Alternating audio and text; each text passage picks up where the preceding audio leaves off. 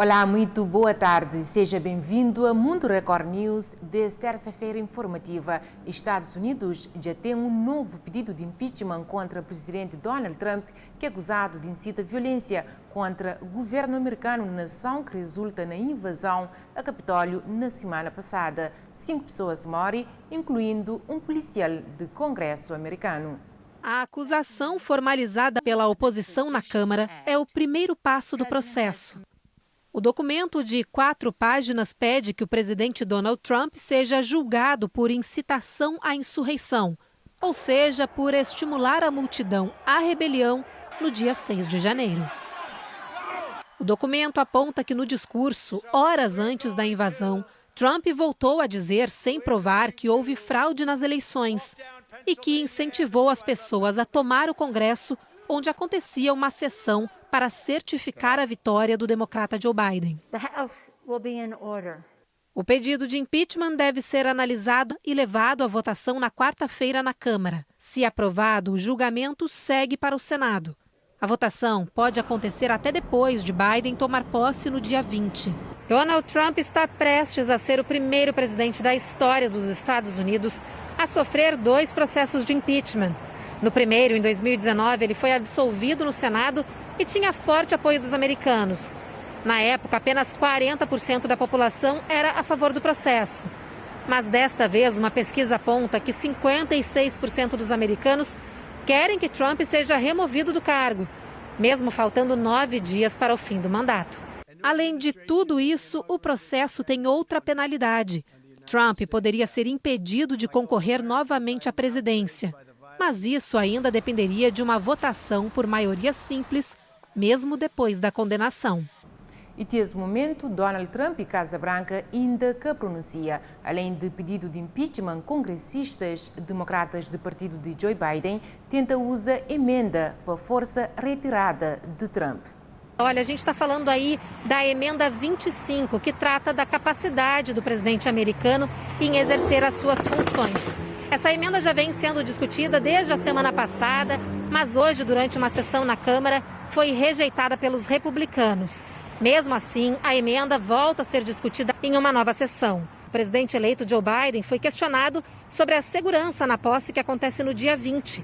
Ele disse que não tem medo de fazer o juramento do lado de fora, como acontece tradicionalmente, mesmo depois da invasão ao Congresso.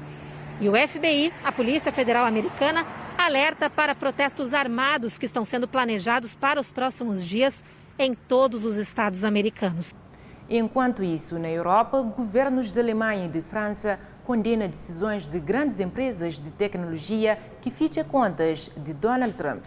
Com a justificativa de prevenir postagens de conteúdo que incentivem a violência, o Twitter e o Facebook suspenderam as contas de Donald Trump de maneira permanente. Já o aplicativo Parler, usado por apoiadores do presidente, foi excluído da Amazon, da Apple e do Google. Contrária à decisão, a rede social entrou com um processo contra a Amazon. Para muitos, as gigantes de tecnologia estão usando o poder de censura. Os governos da Alemanha e da França concordam. Um porta-voz da chanceler Angela Merkel disse que a liberdade de opinião é fundamental. Por isso, a suspensão das contas do presidente Trump é problemática. O ministro das Finanças francês disse que é o Estado, e não o que chamou de oligarquia digital, quem deve regular esse tipo de assunto. Cidades do norte do Japão foi atingida por uma tempestade de neve histórica. 11 pessoas morrem e 226 ficam feridos desde a semana passada.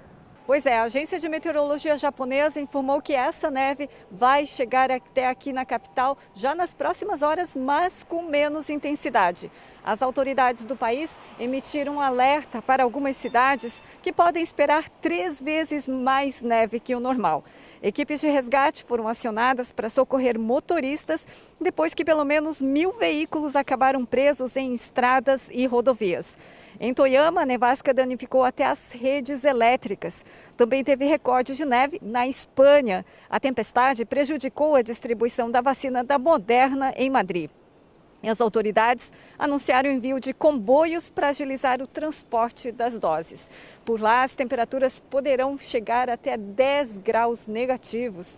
Depois de 12 meses desaparecido e com rumores sobre acusações de conspiração contra autoridades de Estado, um dos líderes de oposição na Costa do Marfim reaparece ao público.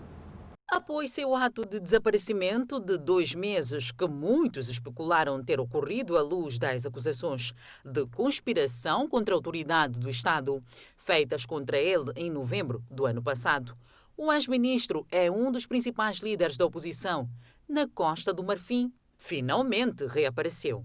Ele é líder de um pequeno partido que está sob investigação desde 6 de novembro, junto com outras figuras da oposição que encenaram um movimento de desobediência civil antes das eleições presidenciais de outubro. Numa votação que eles boicotaram e depois criaram um Conselho Nacional de Transição, supostamente para substituir o poder do presidente Alassane Ouattara, cuja reeleição para um terceiro mandato eles consideraram inconstitucional. Na República Democrática do Congo, 6 guardas florestais de um dos principais parques de reserva nacional foi morto em uma emboscada.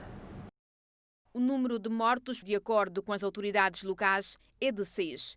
Criado em 1925, o Parque Nacional da Virunga é um património mundial da Unesco. Pelo menos 200 desde a história do parque já perderam suas vidas no cumprimento do dever para com os homens armados, ou seja, mai-mai, um termo genérico para milicianos comunitários cujas ações variam desde a defesa dos interesses de um grupo até atividades criminosas graves. No vulcão Nyiragongo, a área protegida é um santuário de gorilas da montanha e uma grande atração turística. A joia congolesa também foi palco de conflitos, onde grupos armados disputam o controle das riquezas do solo e do subsolo.